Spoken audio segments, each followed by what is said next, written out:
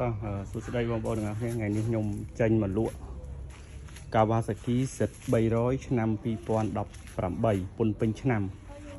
ប្រភេទម៉ូតូសំណុំស្អាតម៉ាស៊ីនសំណុំអត់ដែលប៉ះសោទេ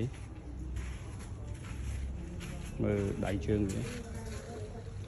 សបកអីគឺថ្មីមុខក្រោយច្បាប់មញងគឺថ្មីត្រឹមតែដោស៊ីម៉ាំងធានាថាដូរស៊ីម៉ាំងចេះធានាថាផ្ទុះមិនចាញ់ពួកកម្លាំង6ឲ្យឡើងទេហើយល្បឿនវាយើងអាចបើកបានជិត200គីឡូម៉ែត្រក្នុង1ម៉ោងកម្លាំង300មែនតែយើងមូបានជិត200កុងទ័រច្បាប់មញងថ្មីទំដោហើយចៅទីធានាមចង់ពេញដែរ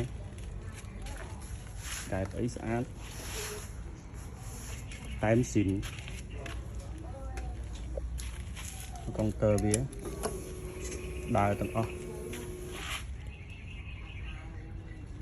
ដៃប្រអប់ដៃអីនៅថ្មីស្នាប់ដៃស៊ីនគ្រឿងស៊ីនក៏មានទាំងអស់ដែរត្រូវថ្លៃឲ្យគ្រឿងស៊ីនទាំងអស់សិនតនីឲ្យហ្មងគឺអត់ដែលដោះប៉ះសោទេយកទៅគាត់យកទៅជីកហ្មងចាក់តសាំងជីកហ្មងម៉ូតូនេះគឺថ្មីដូរប្រេងសិនច្បាក់ញងរួចរាល់អស់ហើយស្បែកទាំងក្រោយក៏ថ្មីដែរមើលជីស្រួលប្រភេទនេះជីស្រួលណាស់បងប្អូនណាមានដំណងចង់បាន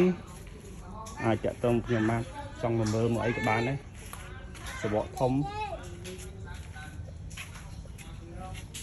ធានាពុនពេញឆ្នាំធានាម៉ាស៊ីនគឺមិនអាចដោះជីស្រួលមហាស្រួលហើយតោះនេះ